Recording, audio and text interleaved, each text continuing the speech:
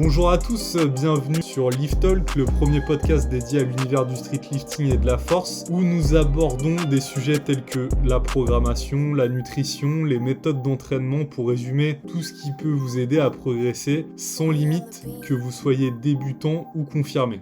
Nous sommes Marco et Victor, coach et compétiteurs dans le milieu du street lifting. Nous suivons des athlètes également en powerlifting. Si vous avez des questions, n'hésitez pas à les noter lors du podcast et à nous les poster en commentaire. Le podcast est sur toutes les plateformes, que ce soit YouTube, encore Spotify, Deezer, etc. Bonne écoute à vous.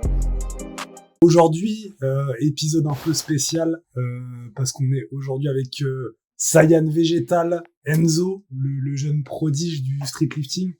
Vous m'excuserez aussi, j'ai la voix qui est complètement cassée car je suis malade. Donc là, aujourd'hui, on va faire tout d'abord une petite intro avec une présentation d'Enzo.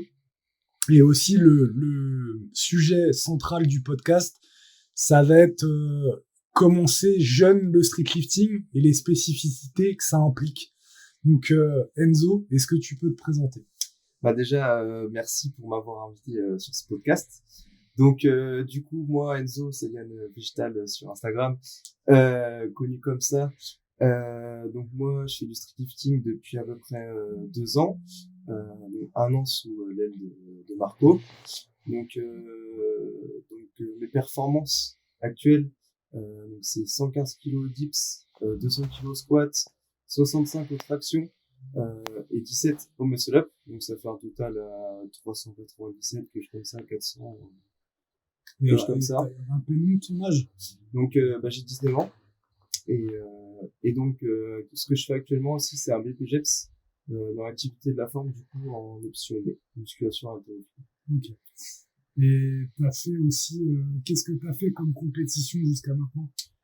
Donc du coup j'ai pu faire la FNSL Dips, Only Dips, donc la FNSL championnat de France classique, donc avec tous les mouvements, et aussi donc la compétition Osso Squad, donc c'était un an.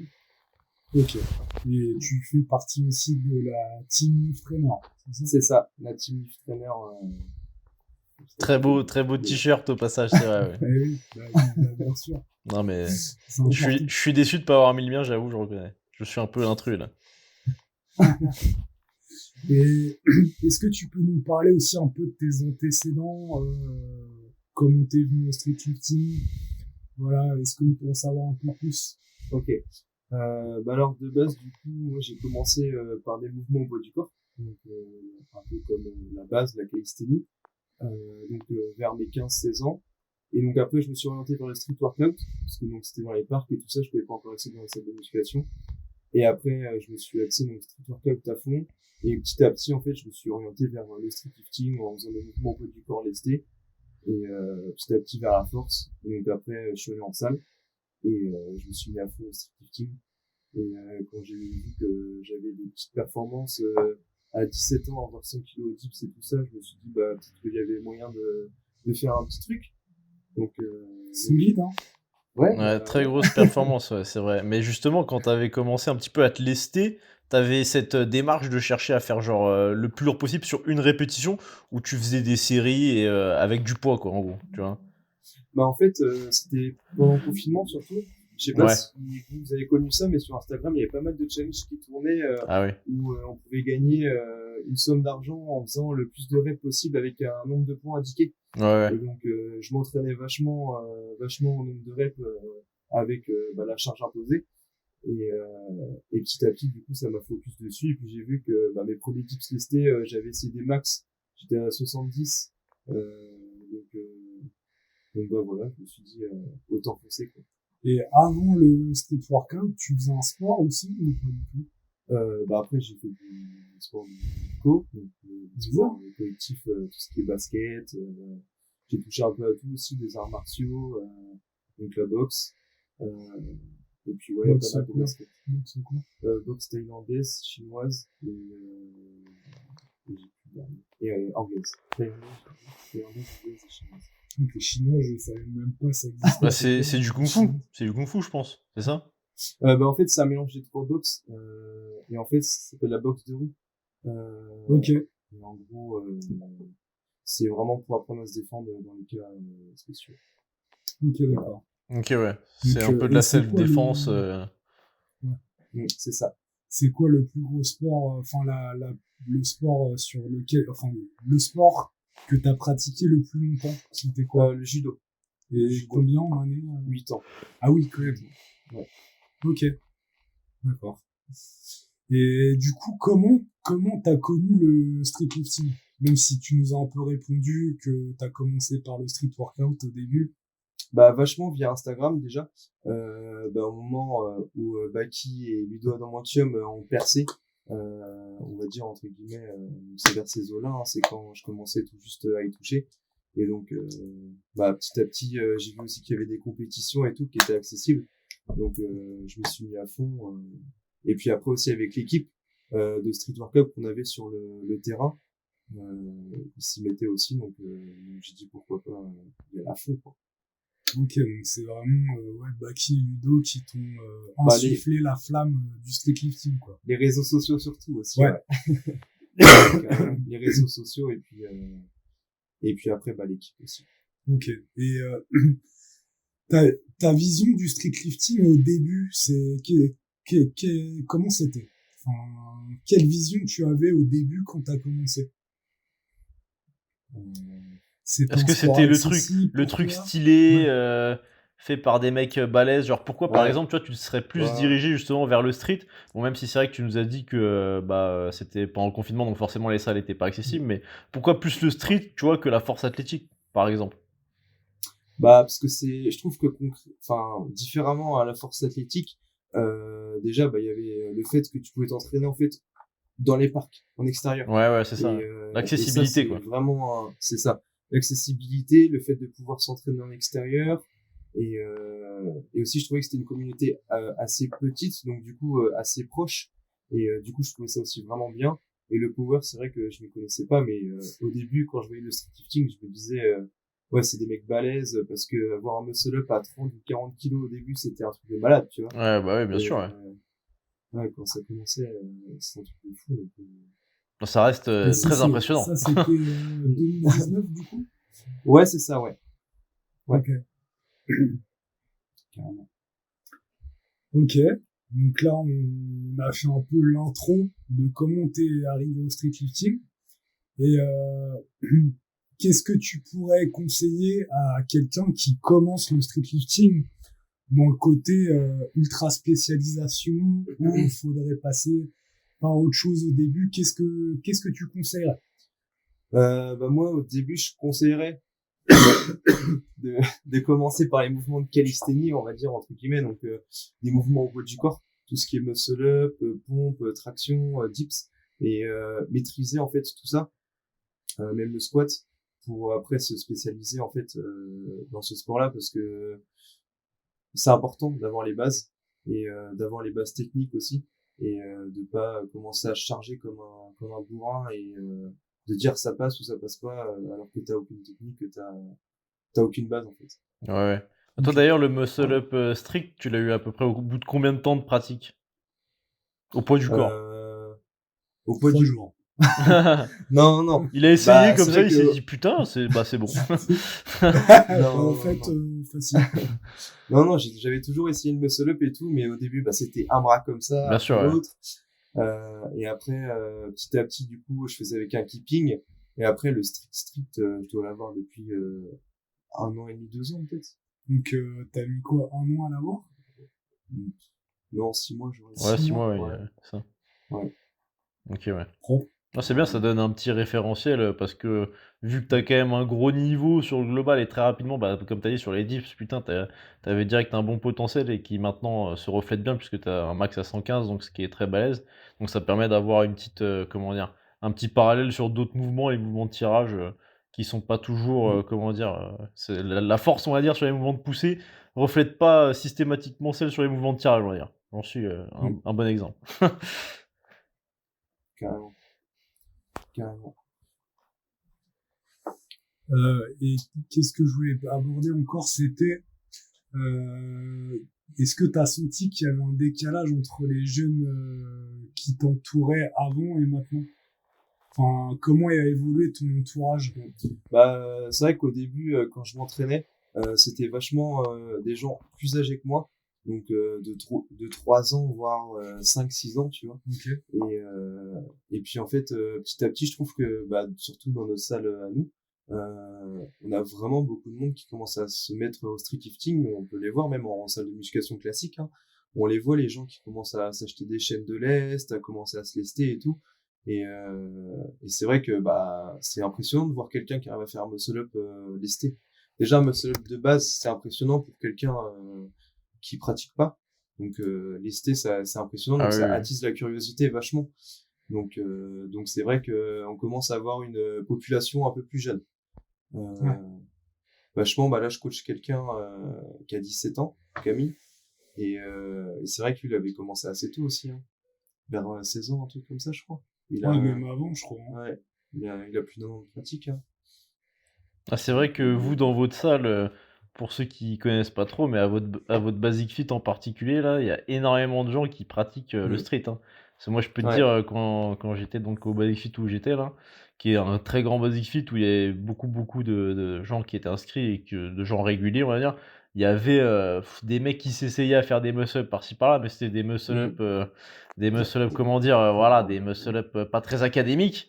Et il n'y avait pas de volonté de street, quoi. C'était juste des mecs qui faisaient des muscle-up parce qu'ils voulaient voir si c'était Mm. possible d'en faire.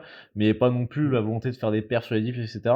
Vous, je trouve qu'il y a quand même, vous êtes assez bien entouré à ce niveau-là. C'est assez stylé comment il y a un vrai, comment dire, il y a une putain de genèse de mecs qui font du street à Nantes et à votre Basic Fit en particulier, quoi. Je sais pas si c'est Ouais. justement parce que Marco a pas mal regroupé de gens aussi, je pense que ça joue. Mais en tout cas, c'est vrai qu'il y avait un bon vivier de base là où vous êtes. Ce qui est, je pense, très très cool parce que ça crée un peu une atmosphère. Moi, comment je le ressens de l'extérieur, quand je vois ça, c'est assez stylé. Ça fait envie quoi pour s'entraîner, d'avoir des gens qui ont les mêmes objectifs, vu que c'est pas un truc non plus hyper répandu, même si ça se démocratise de plus en plus. Ça doit être assez motivant, je pense, d'avoir cet entourage-là. Ouais, carrément. Mm. Carrément, ouais. C'est vrai que, puis même petit à petit, en fait, il y a des nouveaux qui viennent, qui se renseignent, qui posent des questions. Et ça donne envie de continuer, en fait. Ça donne envie de continuer, de sociabiliser, de te faire découvrir, en fait, le sport. C'est ça qui est génial aussi. Ah bah oui, clairement. Bah, ouais, c'est ce que tu disais. Je pense que c'est plurifactoriel. Mais en fait, même, je dirais, dans l'ouest de la France, enfin en Bretagne, il y a une grosse dynamique au niveau de ce sport-là que tu retrouves moins dans les autres parties, les autres extrêmes. Ouais. Il y a vraiment une grosse concentration en Île-de-France. Mais c'est vrai qu'après, quand tu vas un peu plus loin, c'est vraiment très éparse la quantité de pratiquants. Et là, il y a vraiment beaucoup de gens et c'est vrai que j'essaie de fédérer autour de ce sport-là. Excusez-moi. Et de lift trainer aussi, enfin pour que les gens en fait s'identifient aussi à un groupe, fassent partie d'un groupe. Et tu vois là, par exemple, ce matin, on s'entraînait. On était, je crois, 4-5. Ouais. Et alors que c'était sur un créneau du matin, etc. Et ça, C'était bah, même pas prévu. ouais, voilà, c'était pas prévu. Et bah, c'est hyper cool de pouvoir se retrouver et comme tu disais, pouvoir partager le même sport, la même passion et un sport qui est encore un petit sport en pleine émergence. Et c'est un truc qu'on va encore faire grossir. Et on a encore des projets par rapport à ça pour justement fédérer encore plus. On aura l'occasion d'y venir, peut-être dans un autre podcast ou en publication sur Instagram, etc. Mais donc, ouais, super cool que Enzo y soit dans ces conditions-là, parce que je suis pas certain que s'il était resté seul, qu'il aurait continué là-dedans, en fait. Je sais pas ce que t'en penses, mais... Bah, c'est vrai que je me posais la question après l'année dernière de savoir si j'allais continuer ou pas, si j'allais m'orienter juste vers la musculation classique. Et Marco m'a proposé du coup d'aller sous son aile, on va dire. Et donc bah j'ai carrément accepté. Et donc c'est lui qui m'a initié à la compétition et tout ça, même si je savais que j'allais en faire. Ouais. Mais c'est lui qui m'a vraiment initié Drivé, au mouvement, quoi. bien sûr, ouais. C'est ça. Ok. Ok, ouais, Donc bah c'est grâce à lui aussi si j'en suis là, quoi. c'est vrai que c'est stylé Carrément. parce que je trouve c'est un sport qui est individuel, mais de la même manière un peu qu'on peut le voir, pour le powerlifting, c'est un Ouais. sport qui fédère pas mal et c'est assez marrant de voir Mmh. que justement il y a pas mal de petites teams comme ça qui se font dans des salles où tu as les mecs qui s'entraînent Mmh. comme vous avez décrit là, tu vois? Où vous étiez le matin, et qu'il y avait 5 personnes et que vous entraîniez ensemble et il y a des petits groupes de gens comme ça qui s'entraînent ensemble et tu vois des super bonnes ambiances, des trucs bon délire, on voit en story sur les réseaux sociaux ou quoi souvent et on voit que ça regroupe en fait des gens, alors que, encore une fois, c'est un sport qui est individuel, donc c'est stylé de voir comment les gens, ils s'encouragent les uns les autres, alors qu'ils sont pas forcément de la même catégorie de poids, ils sont pas forcément du même niveau, même parfois pas du tout, mais c'est un truc qui regroupe pas mal. Et je pense que ce qui y est pour beaucoup, c'est les temps de repos colossaux qui font qu'on peut parler énormément. Et ça, j'en suis C'est vrai. convaincu, tu vois? Ah mais c'est vrai, je te jure. Ça, C'est Ouais. pas faux, ça. Ouais. vu que c'est C'est un vrai. sport quand même de sacrés branleurs. Non mais moi, tu vois comment j'analyse ce sport? Parce que tu vois, j'ai toujours cette démarche un peu de me dire, ouais, c'est un sport, c'est un sport de branleur, tu vois? Mais c'est pas vraiment le cas. Parce qu'en fait, tu sais, tu te dis: «C'est facile», de manière relative évidemment, mais en fait, quand tu, fais faire, ce type d'activité à des mecs qui sont pas du tout habitués, qui font des trucs qui toi te paraissent beaucoup plus durs. Tu vois, moi, je sais que j'avais un pote qui faisait du vélo et cycliste plus et le mec il se faisait que des sorties, il faisait plusieurs sorties par semaine de plus de 100 bornes ou même, moi qui coach donc pas mal de crossfitters et je vois que, les crossfitters, les mecs qui se mettent des mines pas possibles dans des WOD interminables avec des trucs, abominables et pourtant tu leur fais faire de la force et les gars ils sont en PLS en fait, tu vois? Alors que parfois ils s'en sortent bien sur des trucs, que je me dis: «Putain mais j'aurais fait un AVC, je serais décédé, j'aurais fait une syncope pendant le truc, on m'aurait retrouvé par terre à convulser» et eux ils sont bien quand ils le font et par contre tu les mets sous une barre lourde, putain les gars ils sont en PLS, ils sont pas bien et c'est vrai que tu te rends compte qu'en fait il y a vraiment ce truc de, tu sais, je pense qu'eux, ils ont ce même regard-là, du coup, de se dire, «Putain, moi, ce que je fais, je vais pas dire que c'est facile, mais genre, ça va, c'est mon truc, c'est mon confort» et eux, putain, c'est un truc de bâtard, c'est dur et tout et c'est marrant de voir comment, tu sais, il y a cette vision-là qui est un petit peu en mode, bon, machin, il fait un truc dur, moi, c'est mon truc facile, ça va et cetera et je suis dans mon confort et eux, ils se bousculent vraiment et cetera. C'est rigolo de voir ce roulement-là, je m'étais déjà interrogé là-dessus, je m'étais dit: «Putain, je fais quand même un truc de baltringue, quoi». Le truc, tu peux rester tranquille, tu peux discuter, tu peux rigoler avec des gens, tu fais une série pépère de temps en temps comme ça, tu en chies un peu, mais ça va, tu vois? Donc c'est vrai que c'est intéressant de voir ça. Et d'ailleurs Ouais. l'entraînement à plusieurs est je pense, très intéressant pour ça, pour le fait de se forcer à prendre des repos, assez longs. Parce que moi je me suis rendu compte que, ça faisait quelque temps je m'entraînais, j'avais transité, je m'entraînais pas mal tout seul parce que l'emploi du temps, parce que, plusieurs raisons, enfin ouais l'emploi du temps en fait, principalement et je m'entraînais pas mal tout seul. Du coup je prenais des repos qui restaient, corrects mais, je me bousculais un petit peu plus, je mettais mon chrono, je me disais, «Ça va, je peux repartir», je repartais et en fait, je perdais un peu en qualité d'exécution, je perdais peut-être un petit peu en lucidité parce que, justement, j'accumulais trop vite les séries, avec des temps de repos qui étaient un petit peu faibles, même si ça restait des temps de repos conséquents, mais par rapport à ce que ça me demandait, c'était peut-être pas assez et je pense qu'on sous-estime souvent le besoin de temps de repos, en fait, qu'il peut y avoir, même pour des séries parfois qui sont pas si dures et ça, je me l'étais dit quand je t'avais vu toi, Marco, quand on s'était entraîné, que tu étais, je pense, en début de bloc, là, quand j'étais venu te voir, à un moment, tu étais en début de bloc au squat, tu étais vraiment facile et tu prenais des giga 8 minutes de repos entre tes séries. Je me disais: «Putain, mais moi, j'avais envie d'aller manger après», tu vois? Et l'autre enculé, il faisait ses séries, il mettait 1000 ans, tu vois? Je me disais: «Putain, mais quelle enflure» et tu vois, je suis un peu revenu là-dessus parce que, c'est ce que je faisais un peu malgré moi quand je m'entraînais avec des gens. Parce que c'est vrai que tu prends des gros repos, tu vois pas le temps passer et là, maintenant, je m'y suis remis même si je suis tout seul, donc je me fais un peu chier mais c'est pas grave, je fais des fléchettes, j'ai une cible dans ma salle et ça fait passer le temps, puis ça me développe pas mal d'agilité, tu vois? Et et je sens énormément la différence, en fait, que, vraiment, même Ouais. sur des débuts de bloc où t'en aurais a priori pas besoin tant que ça, prendre des gros repos, en fait, c'est hyper profitable, quoi.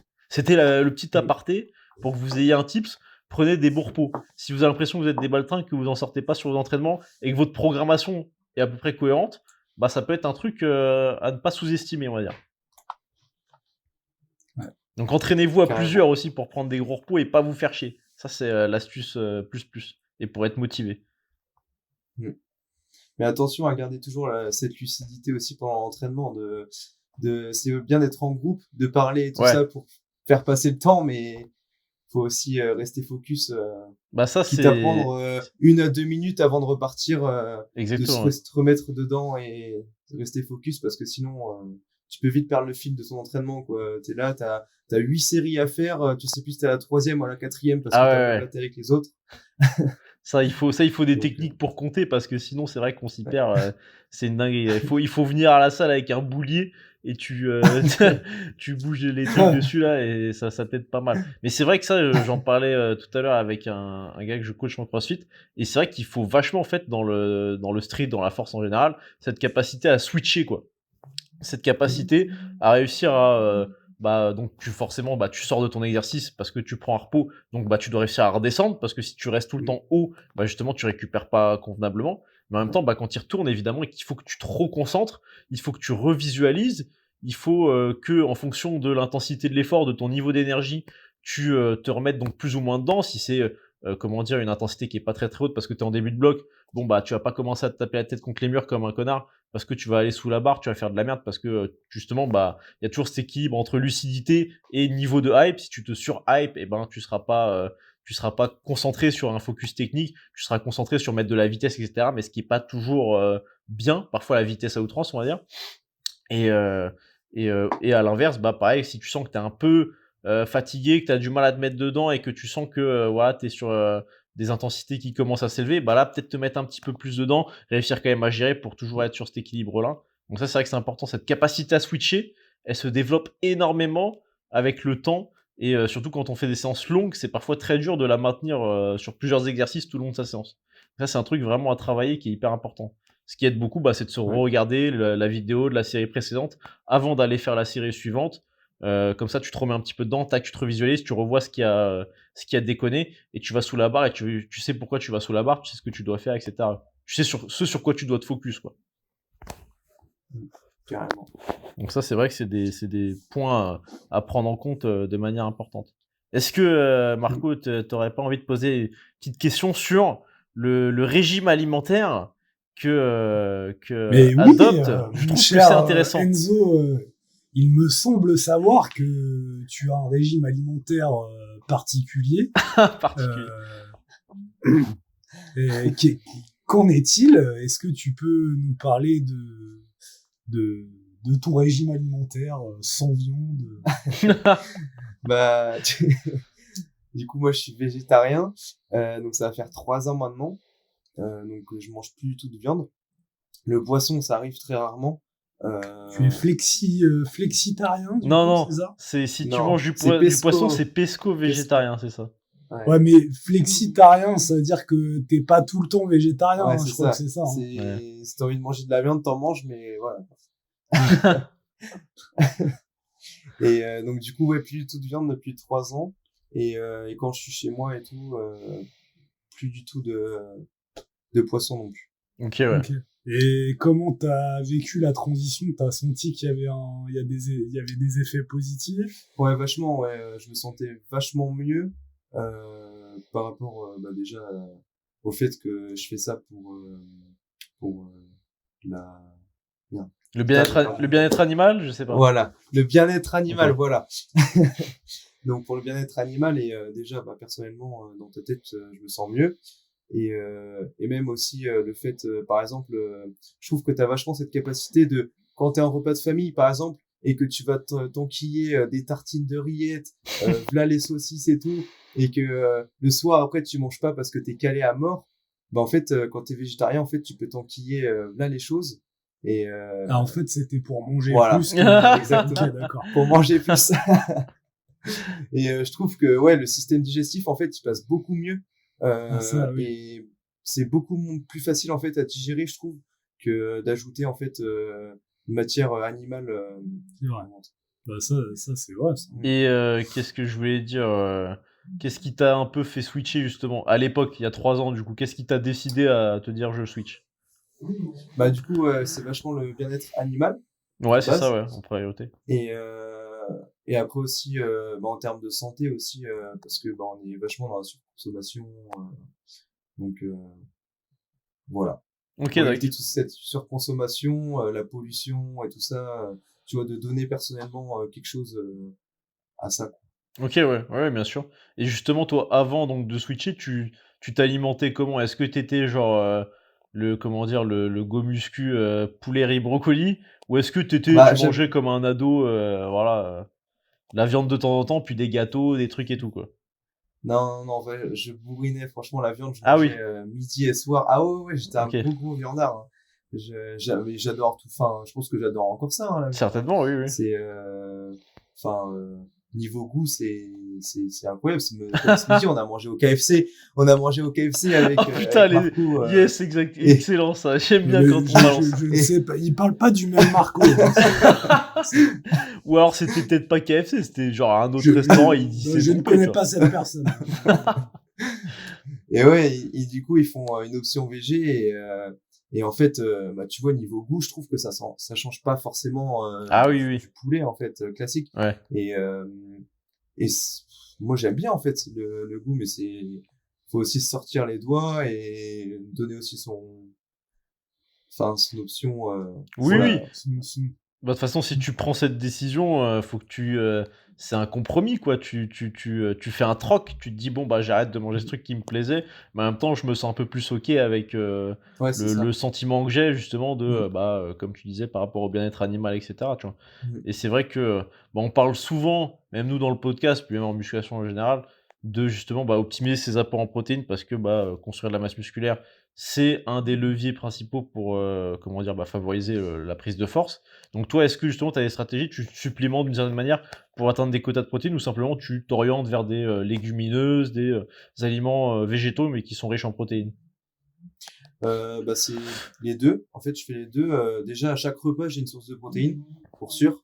Et après, ouais, je prends de la protéine en poudre whey isolate. OK. Donc, à côté de ça, un shaker par jour. Et j'arrive à avoir mon quota de protéines. J'avais calculé, j'étais aux alentours de 200 grammes par jour. Ah oui, quand même, Donc putain, ah oui, j'arrive, c'est tu as des bons apports quand même, ouais.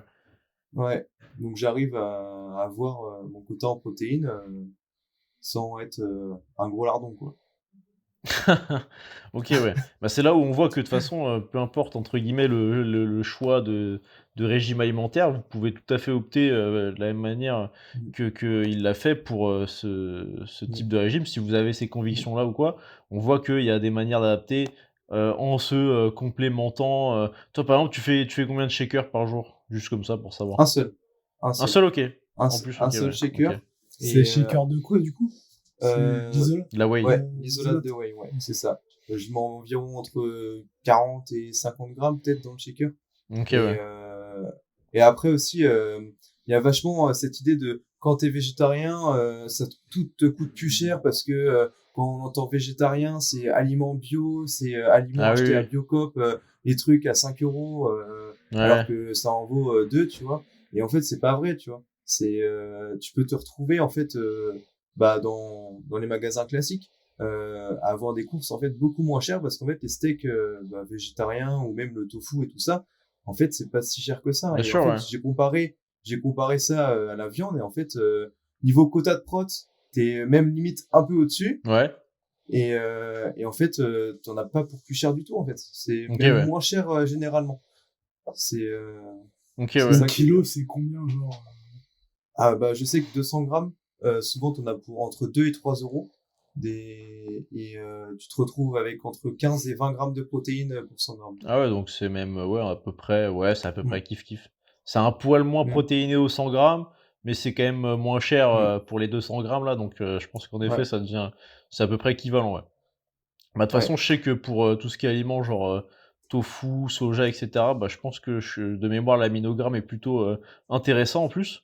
Donc c'est vrai que Mm. c'est, une alternative qui est plutôt bonne et pour, faire un petit point par-ci par-là, tout ce qui va être justement, comment dire? J'ai plus le mot, mais bref, tous ceux qui pensent en gros que le soja, va œstrogéniser, énormément, Mm. va, poser, toutes sortes de soucis au niveau du, système endocrinien, donc lié aux hormones et donc notamment, bah, évidemment, vu que l'œstrogène, c'est un antagoniste, pas un antagoniste, c'est pas le bon terme, mais bref, on va dire, pour simplifier, que ça a un peu cet, effet-là par rapport à la testostérone qui est l'hormone donc liée principalement avec la prise de masse musculaire, tous les androgènes de toute manière en règle générale, et c'est totalement faux. Et justement, t'en es bien la preuve que ça a pas d'impact à ce niveau-là. Ça, point numéro 1. Ouais. Point numéro 2 que tu disais qui était intéressant, c'est que, comme tu as dit, on a souvent cette image que tout est très cher, même en règle générale, quand tu veux bien t'alimenter, quand tu aussi de se dire ouais, je mange des légumes bio, il faut que je mange du bio parce que si je mange pas du bio, parce que c'est vrai que parfois il y a des reportages où c'est ça, tu sais, on te dit si tu manges pas des légumes et des fruits bio, tu seras quasiment en plus mauvaise santé que si tu mangeais des légumes, si tu manges pas ça et que tu manges donc les alternatives de l'agriculture traditionnelle, et tu seras en plus mauvaise santé que si tu ne mangeais pas quasiment. Ce qui est absolument faux. Le bio, c'est un peu surcoté. La réglementation au niveau du bio permet certaines choses qui ne sont pas permises dans l'agriculture traditionnelle, donc ce qui fait que parfois il y a des choses simplement qui sont autorisées alors que c'est des alternatives qui ne sont pas forcément bonnes en termes de pesticides naturels, etc., etc. Donc en gros, pour faire simple, l'important c'est de consommer suffisamment de végétaux d'un point de vue santé. Il faut se dire que la santé, on peut se dire on s'en bat les couilles, nous on veut faire de la perf. Et écoute, si tu crèves à 30 ans, sachant que c'est des sports, comme on en a déjà parlé, à maturité tardive, évidemment tu mourras pas à 30 ans, mais tu peux avoir déjà un petit déclin sur plusieurs aspects de ta santé. Il faut quand même essayer d'optimiser ça. Donc consommer suffisamment de végétaux, vu que c'est systématiquement corrélé avec des bons résultats en termes de santé sur tous les marqueurs que tu peux évaluer via des prises de sang, via même des ressentis, on va dire, des questionnaires subjectifs, mais qui ont aussi leur importance. Se tourner vers des alternatives qui ne sont pas bio, c'est pas du tout problématique et c'est beaucoup plus abordable. Donc c'est pour ça qu'il faut pas trop se matrixer avec ce genre de pensée, ce genre de trucs qui sont vachement communiqués, notamment dans l'industrie du fitness. Ça, on dit que si tu manges pas bio, t'es un hérétique, quoi. Tu vas détruire la planète et puis tu vas détruire ta santé. C'est ça. Et après aussi le fait de pouvoir faire aussi, parce que moi de base aussi j'aime bien cuisiner, donc le fait de pouvoir faire aussi des choses maison, des trucs tout simples, le beurre de cacahuète et tout. Cacahuètes au kilo, t'en as pour 8 ou 10 euros, un truc comme ça, sur le site internet. Tu vas à Lidl, tu t'achètes des cacahuètes non salées, tu les mets à mixer, c'est la même chose. Hein. Bah oui, c'est ça, bien sûr. Et t'en as pour que dalle, quoi. Tu te retrouves avec... tu te fais ça, toi? Ouais. Ouais, non, mais c'est des bonnes astuces. De toute façon, c'est sûr que sur le marketing, il y a tellement de trucs que les gens achètent par facilité, mais qui sont en réalité tellement chers. En vrai, après, il y a des trucs, c'est toujours des compromis, en fait, parce que typiquement, moi, je sais qu'il y a toutes les gammes de produits protéinés, genre les ePro, etc. C'est vrai que si tu compares le prix comment dire, tu fais le calcul du nombre de protéines qu'il y a dedans, tu fais le rapport, le prix à la protéine, en gros, je sais pas, aux 100 grammes de protéines par rapport à de la viande, par rapport à des alternatives comme tu as dit, tofu, etc. Et souvent c'est plus cher. Mais après, c'est vrai que ça peut représenter une alternative pratique aussi. Mais s'alimenter que de ça parce qu'on se dit putain, c'est magnifique, etc. C'est peut-être pas le plus optimal. Même si tu as des alternatives, en ce moment-là, petite astuce de fou, Lidl se lance énormément dans les produits protéinés de tout type. Et notamment des yaourts protéinés, putain, on dirait que je suis sponsorisé Lidl, c'est incroyable. Et notamment des yaourts protéinés, putain, mais j'en achète par centaines. Le truc est justement, si tu fais le calcul, le prix de la protéine revient moins cher que pour du poulet, qui est un peu, on va dire, l'aliment de référence pour le go-muscu de base. Et pour du poulet en plus, pas cher, quoi. Et donc c'est super intéressant, putain, je me nourris de yaourts protéinés, sachant que ça a le goût de danette, c'est vraiment génial quand même. Donc attention, si vous habitez en Ile-de-France, n'écoutez pas ce tips parce que vous allez me ruiner tous mes Lidl, vous allez me niquer mes plans. Bande d'enfoirés. Parce qu'en plus, souvent, ils sont en rupture. Moi, je peux te dire, quand j'en vois, je prends tout simplement, je vais à la caisse avec le cajot, si tu veux. Je prends le cajot qui est dans le frigo, j'arrive à la caisse avec mon truc, il y a 20 yaourts. La meuf est moyen, elle me dit, en fait, t'es qui, toi? T'es complètement malade, donc. Elle doit se dire, cet enflure, il tient une épicerie, il essaye de nous niquer, tu vois. Il essaye de revendre nos produits plus chers, putain. Donc bref, ça c'est les petites astuces, c'est cadeau. Non mais pensez à vos ratios de protéines, c'est important. Hein. Ouais, c'est vrai. Niveau alimentation, optimisation de l'alimentation, ça et consommer suffisamment de calories, c'est genre et de végétaux pour l'aspect qualitatif et quantitatif, c'est les bases, on va dire. Mm. Mais en tout cas, moi, c'est intéressant de voir à quel point on a un bon comment dire, un bon futur du streetlifting français, parce que je pense que tu devrais pouvoir réussir à. Je sais pas quels sont tes objectifs en termes de future compétition prochainement, ou même de performance. Parce que là, du coup, tu es proche des 400, voire tu as atteint les 400. Donc ça commence quand même bien à causer pour ta catégorie de poids. Et ton À âge. 19 ans, quoi. Bah c'est ça, ouais. Bah moi, la prochaine échéance, j'espère peut-être pouvoir atteindre le Final Rep. Ok, ouais. Stylé. Mais bon, je ne préfère pas trop Avancer. voilà, c'est ça, d'avancer, parce que vu le niveau qui augmente Ouais, c'est vrai, ouais. chaque année. Ouais. De manière assez importante. Je sais pas trop Mm. ce que c'est là, s'il y a des mecs qui ont justement dans les 19 ans ou pas. Je me rends pas compte du tout. Je connais pas trop les âges des mecs. Est-ce que genre là, Non, je justement, crois pas. au premier pas ou même en championnat de France, il y avait eu des mecs qui avaient eu dans ces eaux-là moins de Ouais. 20 ans? Ouais. Il y en avait Ouais. quand même. Ouais, clairement. Mais Final Rep, c'est plutôt des gens expérimentés, Ouais. quand même. Ouais.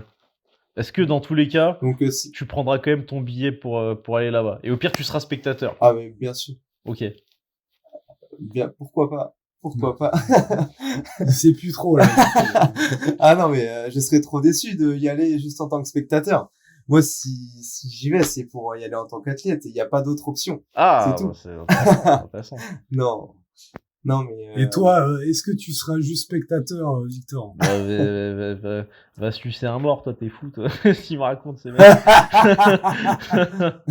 En tant que spectateur, bah non, mais même, tu sais quoi, moi, Caveau de ton père. je vais tenir des Hein serviettes et j'aurai un petit chariot avec des bouteilles, moi. Ah oui, Eh et oui. t'auras des pompons, là. Tu feras les danses et tout. Et un tutu. Et un tutu. Ouh. Les vrais ont la référence. Maître Yoda, oui. à jamais tu nous garderas. Mais de toute façon, déjà, je sais même pas, on en a parlé plusieurs fois, mais je sais même pas où est-ce que ça va avoir lieu cette année, puisqu'il y avait eu justement des explications comme quoi ça changeait d'endroit ou quoi. Parce que je t'avoue que je suis assez intéressé quand même pour prendre un billet pas trop tard, vu que plus tu te rapproches de l'échéance, plus tu vas payer tarif quand même. Bah, ah bon, ils ont dit que ça changeait d'endroit, du coup? Mais toi, tu connais, tu suis tous les trucs et ça, tu sais pas. Putain, c'est incroyable ça. Si, mais bien sûr que si. L'année dernière, c'était donc à Berlin, si je À dis pas de Berlin. bêtises, voilà. Mm. Et là, donc, à ce qui paraît, ce serait à Francfort, c'est ça tout le débat, mais il y aurait, à ce qui paraît, donc 2 Francfort. Mais très certainement que ce serait celui le plus proche de la frontière. De la France. Voilà, de la France. Voilà, exactement. Mais toute la question est là parce qu'ils n'ont pas fait quand même de communication officielle. Donc je sais même pas d'ailleurs d'où vient cette information, mais c'est une information qui a quand même été relayée par plusieurs, dont Théo d'ailleurs, hein, quand il était venu sur notre podcast, il en avait parlé. Ok. Et vu qu'on parle d'échéance aussi, je trouve ça important aussi de parler de ça, du championnat de France que Ah oui. j'avais fait, parce que c'est vrai que j'aurais pu participer au premier pas, mais du coup, vu que j'ai participé au championnat de France, c'était pas possible. À dernière minute en Et, plus, pour l'histoire. Ouais, c'est ça. Donc pour l'histoire, du coup, j'avais pas eu le total annoncé qu'il fallait avoir, Les minima, ouais. et donc Souley a dû laisser sa place. Et donc la veille, on m'envoie un message et tout. Oui, t'es le dernier sur la liste. Donc j'appelle Marco et tout. Je dis Marco, qu'est-ce que je fais Il m'a dit bah y a pas de solution possible. Tu viens et puis voilà quoi. Donc magnifique. Donc je suis venu à l'arrache. J'étais dans le même Airbnb qu'eux sur le canapé en train de dormir. Oh putain, yes. Des conditions. Marco, Donc, t'as même pas cédé sa place. Ah bah non, tu participais, je suis un bâtard. J'avais oublié. J'ai fait le parallèle premier pas dans ma tête, j'avais oublié. C'est vrai. Je me suis dit, attends, Et, Marco, coach, tu dors sur le carrelage normalement. Tu lui laisses un lit décent. Et donc c'est vrai que ça m'a mis une sacrée claque de voir aussi le niveau en fait. Ah oui, Et, ah oui. Et donc je regrette pas du tout de les avoir fait parce que du coup ça m'a juste donné la rage de pouvoir avoir encore plus de points À aller chercher. en total. Bien sûr. Ouais, c'est ça. Donc après aussi ça m'a permis de me faire connaître parce que les mecs, je parlais avec eux et tout, ils me disaient ah ouais t'as 19 ans et tout, ouais, tu vas nous dépasser à notre âge et tout. Ah c'est vrai que c'est prometteur, Donc, c'est pour ça, ouais, non c'est vrai. Mm. C'est vrai. Ouais. Et Bah, c'est vrai que l'âge moyen des gens qui étaient à la FNSL, c'était entre 23 et 26 ans. Oui, je pense, ouais. Ouais, j'aurais Ouais, tendance à ouais. dire ça aussi. Mm. Et après, bon, il y a quelques exceptions également. Toi, par exemple, tu es l'exception donc, du côté jeune, il y a d'autres exceptions du côté vieux. Ce qui est bien, c'est que tout est réuni, voilà. C'est ça. Le maître Yoda et Et oui, voilà. son jeune Anakin. Exactement. Ah bah ça, il nous en fait un beau de maître Yoda. Et donc, est-ce que depuis, Ah justement... non, je ne viens pas. Ah bah, Je vais faire bûcheron. il est bienvenu, notre maître Yoda, justement. Et depuis, justement, les championnats de France, donc, est-ce que tu as une progression qui te satisfait en ce moment? Est-ce que tu vas vers les étoiles, là? Dis-nous tout, quand même. Ouais, bah, depuis les championnats de France, du coup, bah, j'ai fait un plus 10 kilos sur mon squat. Ok, putain, yes, solide. J'ai fait un plus 5 kilos moins, 5 kilos sur mon dips, mais la 120 devrait pas tarder à arriver. Ok. Ouais, elle est déjà là, ça. Ouais. Et je pense que j'ai fait plus 7 ou 8 kilos sur ma traction. Ok, ah oui, Donc, putain, c'est marrant, t'as une les progression particulièrement importante sur la traction. Après, la FNSL aussi, comme je disais, c'était pas optimal. Ok, ouais. Dans le sens où, dans ma tête, c'était déjà, Ouais, c'était bâclé, quoi. ah, J'allais bah, faire oui. mon mock meet à Basic Fit pour tester mes max. Et le matin, je me lève, je vois le message, j'étais pas du tout dedans, quoi. Ah, tu Donc, m'étonnes. dormir Psychologiquement, putain, ça devait pas être évident, ouais. Ah, on en parlait tout à Donc, l'heure c'est pour ça, de switcher, là, putain, c'était pas évident, je pense. Ouais, non, et puis je me sentais pas au top de la forme, du coup, parce que j'avais pris genre 3 ou 4 jours de récup, je crois, du coup. Ah Au oui, lieu oui. de 2 ou 3, enfin, c'était, vu que du coup, je passais le dimanche, je devais faire mon mock meet de base le samedi, donc c'était parfait, oui. et le dimanche, c'était trop. C'était beaucoup trop de récup, j'étais pas du tout dedans. Ouais, parce que normalement, tu devais être donc, en... Ah oui, si, 87. Mais normalement, ta vraie ouais, c'est KT, ça. ce serait plus moins de 80, a priori. Enfin, peut-être que Ouais, ça a évolué maintenant. ouais. Peut-être que là, tu serais... Ouais, c'est moins de 87. Maintenant, c'est ma un vrai KT 87, ouais. référentiel, c'est moins de 87, mais je pense que la final rep, j'essaierai de la faire en moins de 80 si je peux y participer. Ah, d'accord. Donc, c'est carrément un concurrent, en fait. Toi, t'as combien de poids de corps, d'ailleurs, en ce moment? Là, je me suis pesé tout à l'heure, j'étais à 81,8, 82, quoi. Ah oui, ça va, c'est pas... Mm. Tu peux facilement atteindre. Moi, c'est vrai que ça devient un peu plus compliqué, mais bon, je vais quand même faire ce qu'il faut pour. Je me lardonnise. J'ai pris exemple sur notre maître KFC ici présent. Tu pèses combien là maintenant? Bah là, je t'avoue que je me suis pas pesé dernièrement, mais je pense de mémoire, enfin la dernière fois que je me suis pesé, c'était genre 83, 2, 3, quoi. 82, 3. 83,23, quoi. Ok, d'accord. Donc c'est. Pour quelle taille? C'est bah, 1m50. comme Marco. Marco, tu fais quelle taille? Pareil, comme Marco. 1m60. Du coup. 1m, ouais, c'est vrai, 1m72. 1m72. Ah oui. Ah oui, je suis un bon taille plus ouais. 11-12. Je suis un bon lascar, hein. Je peux te dire. Tu me croises dans la rue, attention, tu changes le trottoir. Hein. un frigo. Non, j'aimerais bien. Il passe plus les portes, le mec. Ah ouais. Puis il fait plus de traction aussi. Enfin, tu verras, il y a rien qui va. Les dips, putain, on sent rien, mais sur les tractions, on peut dire ce qu'on veut. C'est vrai qu'il y a beaucoup de gens qui sous-estiment un petit peu l'influence du poids du corps. Et ça, d'ailleurs, c'est une stratégie qui est utilisée parfois de comment dire, quand on fait donc sa programmation pour traction, enfin tous les mouvements lestés, et de faire le cumul de son poids de corps et de la charge de travail en gros. Et du coup, bah, si ton poids de corps il évolue, et bah éventuellement tu l'adaptes dans ta programmation en dynamique, parce que c'est vrai que mine de rien, bah c'est sur les tractions et puis les muscle-up pareil, encore plus même, et bah ça influence énormément. Que sur les dips, en vrai, ça change pas énormément. Ça va pas plus 1 kilo, ça va pas faire une différence de ouf par exemple. Que sur les tractions, ça va faire une différence. Ouais. Je sais pas si tu as déjà pensé toi à employer cette méthode toi Marco. Je l'emploie déjà. Ouais. Ah ouais, tu fais cette manière, ok, ouais. Ok. Ouais. Bah, moi perso, mes séances pool, je préfère les faire le matin parce que je sais que j'ai pas le repas du midi, j'ai pas la collation de l'après-midi et tout. Ouais. Alors que les séances dips squat, je sais que je suis beaucoup plus performant en fin de journée. Ok. Ah donc parfois tu changes un peu tes horaires en fonction des entraînements. Ok, ouais. C'est vrai qu'il y a aussi l'autre comment dire l'autre façon de penser, de se dire, tu sais, tu t'habitues à t'entraîner tout le temps aux mêmes horaires, et t'as ton pic de forme qui est globalement stable à ces horaires-là aussi, tu vois. Donc c'est vrai que ça, il y a plusieurs façons de penser. Tu peux te dire, bon, bah, si je m'entraîne à des horaires tout le temps différents aussi, bah, je m'apprends à être capable de performer à différents horaires. Et sinon, bah, c'est le surspécifique. Donc ça, c'est vrai que c'est différents schémas de pensée. Est-ce que je m'adapte pour tout ou est-ce que je me spécifie pour optimiser, entre guillemets, tu vois. Ça, Ouais. c'est l'éternel débat en force et en programmation, même en règle générale, bah, qui mène ensuite à faire d'ailleurs que du spécifique et à ne pas construire de muscles. Enfin, pas le chercher de manière directe. Et on voit généralement où est-ce que ça mène, pour ceux qui ont recours à ce genre de méthode. Pas forcément en street lifting, mais en toute activité de force, on va dire. Ouais, en général. Ouais. Et justement, toi, Enzo, pour conclure un peu, est-ce que qu'est-ce que tu dirais aux jeunes qui commencent, même si on l'a dit au début du podcast qu'il fallait pas se faire d'ultra spécialisation dès le départ, etc. Parce que toi, faut le souligner encore une fois, t'es quand même quelqu'un qui est doué, qui a un gros potentiel de développement, qui doit encore aller chercher. Enfin, t'as encore de très belles années devant toi. Oh, cette Est-ce que phrase de toi déjà, vieux.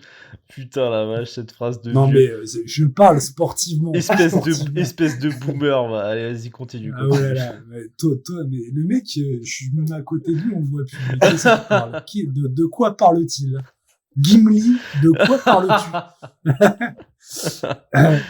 Et non, déjà, est-ce que toi, t'as conscience de ça?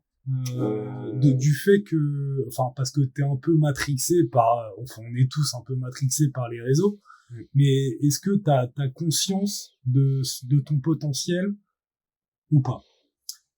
Bah, si si je reste sur les réseaux, clairement non. Mais si je me fie à mon entourage, oui. Dans le sens où, tu vois, la compétition, bah, je vais parler de mon expérience. Du coup, la compétition championnat de France, comme je disais, j'ai pris une grosse claque dans la gueule. Où du coup, j'étais là, ils me donnaient tous des coups de coude et tout. J'étais au sol parce que les mecs, ils sont surpuissants. Par contre, tu vois, la Ace Squad, j'ai fini, j'avais 50 kilos devant le deuxième, quoi. Ah oui, ok, ouais. Donc en fait, tout dépend aussi de ce que je vise aussi, en fait. Bah, Mais, ouais, voilà, Du c'est ça, du là, référentiel. Le référentiel. Ouais, c'est ça. là, tu te confrontais à la CNSL aux meilleurs Français de ta catégorie. C'est Donc, ça. en même temps, Ouais, c'est ça. et sachant que toi, si t'étais dans un sport, mais peut-être que ça viendra, où il y aura des catégories junior, voire sub-junior, toi, tu serais en junior. Donc là, tu te confrontais avec des open, avec des mecs, comme tu dis, qui avaient peut-être 24, 25, 26 ans. Donc ça, c'est un truc à prendre en compte. Donc moi, après, Victor, peut-être que tu pourras aussi donner ton avis. Moi, en fait, j'ai très vite vu qu'il avait un gros potentiel. Et pour son âge, je trouve ça assez extraordinaire. Enfin, c'est parce que ça court pas les rues. Ah oui, c'est sûr. Un gamin de 19 ans qui fait 120 kilos dips, c'est très très très solide. Ah quoi. oui, c'est sûr. Ouais. Ça, c'est sûr. Sachant qu'il fait pas 90 kilos de poids de corps non plus. Ouais. Enfin voilà. Et toi justement, est-ce que tu sens le décalage avec les gens de ton âge? Ouais, vachement, ouais. Vachement, ouais. Après, mon entourage maintenant est amené à être plus vieux, mais c'est vrai que quand je me compare à ceux de mon âge et tout, c'est vrai que le niveau, la différence de niveau se voit particulièrement. Ouais. Ah ouais, tu m'étonnes. Bah, parce que ça, ouais. toi, tu as une vitesse de progression qui est très rapide, et donc tu vois les autres quand même galérer plus que toi. Enfin, c'est beaucoup plus lent les efforts, enfin les résultats. Après aussi, mon investissement et aussi le fait que je sois en BPGEPS m'aide aussi parce que du coup mon métier commence à devenir aussi le sport en fait. Enfin, ta pratique sportive devient ton métier. C'est ça. Ma pratique sportive devient mon métier. Donc aussi c'est ça qui me fait aussi m'investir à fond. Alors que c'est vrai que les gens qui peuvent être dans mon entourage, peut-être que aussi ils ont un travail à côté, qu'ils ont les cours, donc ils peuvent pas s'investir non plus à 100%. et ils ont peut-être pas aussi forcément les mêmes objectifs que moi et ils voient pas aussi forcément le potentiel. Mais mais je pense que chacun a un potentiel aussi. Ok. Quand on commence jeune, je pense qu'on peut tous développer un potentiel, Même si t'es pas très loin. c'est Quoi. ça. Même Ouais. si au début tu peux galérer avec des dips à 5 kilos, mais que t'as 16 ans, mais c'est sûr que si tu continues, que tu persistes à fond, c'est sûr que pour moi tu y arriveras. Oui, oui. Bah, de toute façon, tu C'est le temps, en progresseras fait. plus que si tu avais commencé plus tard, ça c'est sûr. Si tu as C'est un ça. potentiel moyen, tu progresseras plus que si tu as Mm. commencé plus tard. Même Mm. ce que je dis souvent, c'est que quand on donne l'argument de développer la masse musculaire pour développer la force, de se créer une base, un physique concrètement, et ben les mecs ils vont toujours te dire ouais mais Théma, lui il est tout fin et il soulève 10 000 fois plus que lui qui est super balèze. Mais oui mais connard, si lui qui est tout fin il était plus musclé, bah il serait plus fort que ce qu'il est maintenant. Et lui là-bas s'il était moins balèze que ce qu'il est là, et ben il serait moins fort que Mm. ce qu'il est maintenant aussi. Donc espèce d'enculé, raisonne avec des choses qui sont comparables. Le mec se vénère, tu sais, il pète un câble, tu sais pas pourquoi. Mais c'est vrai que c'est important de comparer comme ça, toujours de cette manière-là. Et parce que souvent les types, ils vont te sortir des arguments absolus, enfin absolus dans le sens en sortant du contexte, alors que bah, justement c'est des arguments qui sont hors contexte et qui ne font justement pas sens. Il y a des vérités qui sont justement très très bien établies. Plus t'es balèze toi dans ton référentiel, plus t'as un potentiel de développement de la force qui est important. Plus entre guillemets tu commences tôt en faisant évidemment bien les choses, plus tu développes un potentiel plus tard pour devenir le plus fort possible. Après, ce qu'il faut faire attention, quand tu commences tôt et que tu deviens vite fort, c'est un truc dont on avait déjà parlé, c'est que souvent, tu as tendance à devenir... Enfin, les premières années, ça va, tu le sens pas particulièrement, mais tu finis par atteindre à un moment un niveau de force qui est supérieur à ce que, en quelque sorte, ton corps est capable d'encaisser. Donc évidemment, tu fais un travail pour que les deux matchent, c'est-à-dire ta capacité à produire de la force et ta capacité à encaisser cette force-là, eh bien, ça match au maximum. Mais souvent, vu que tu es jeune et que tu récupères très très bien, eh ben, tu n'as pas besoin non plus de t'en soucier énormément. Donc même si tu le fais par acquis de confiance en quelque sorte, et parce que bah, je sais que c'est Marco qui te coach et qu'il a ça en tête, et que c'est un truc que de toute façon, c'est une problématique que tu rencontres pour tous les mecs qui progressent plus ou moins rapidement de toute façon, et ben il le met en place. Mais c'est vrai que bah, au bout d'un moment, tu seras peut-être heurté à ça, à un moment, comme moi je l'ai énormément vécu, en commençant tôt et en développant un certain niveau de force, et bah, au bout d'un moment, tu te dis putain, bah, j'ai un petit peu mal là. Et après, bon, bah, tu guéris le truc où t'avais mal. Et après, bon, bah, dès que t'as fini de guérir le truc, hop, là, maintenant, j'ai mal à un autre endroit. Et ça devient un roulement quasi perpétuel. Où tu finis par être en permanence dans cet équilibre entre construction-destruction. Tu construis ton potentiel de force, ta masse musculaire, et tu te détruis parce que, bah, t'as tendon qui tire un peu ici, t'as articulation qui tire un peu là, t'as le muscle en plein cœur qui tire un peu, etc., etc. Donc c'est vrai que ça, c'est un truc auquel il faut faire attention, quand on a ce potentiel, quand on a on est assez doué génétiquement, ben, de réussir à bien gérer, on va dire, le rythme de progression. C'est pour ça que, comme on a dit au début, le fait de débuter par des mouvements de base aussi, que ce soit technique ou même en termes de renforcement musculaire, c'est important. Parce Ouais. que bah, ça évite aussi plus tard, comme tu dis, de se retrouver avec bah, un tendon qui a une douleur quelque part. Bah, c'est ça, ouais, bien sûr, Truc c'est comme ça. ça.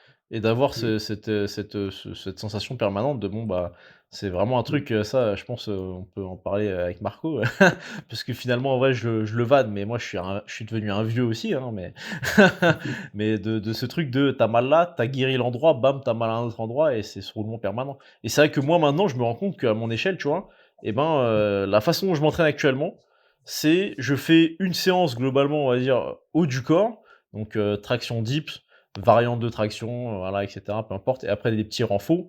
Et le lendemain, je fais une séance full dédiée mobilité, renforcement, donc en gros des pace and race et d'autres mouvements un petit peu moins populaires, mais dont on a déjà un petit peu parlé, des passing raise lift-off, enfin des mouvements de mobilité qui, sur le papier, donc quand je dis mobilité, on penserait que je fais des assouplissements de danseuse, alors qu'en vrai, putain, j'en chie ma race, c'est absolument abominable.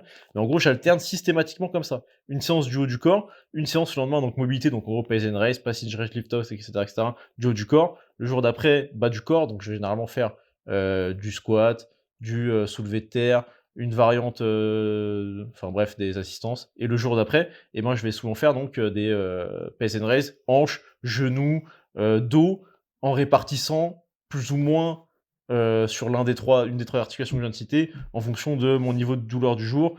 Des renfos, pareil, ciblés pour du Jefferson Curl, des mouvements comme ça. Et en fait, si je fais pas ça, et ben, si j'ai pas ce rythme qui est quand même assez important, hein, ça fait 50-50, 50% d'entraînement classique, traditionnel, et 50% d'entraînement full dédié à ça, et ben, si je fais pas ça, je me pète, mais systématiquement et très très rapidement.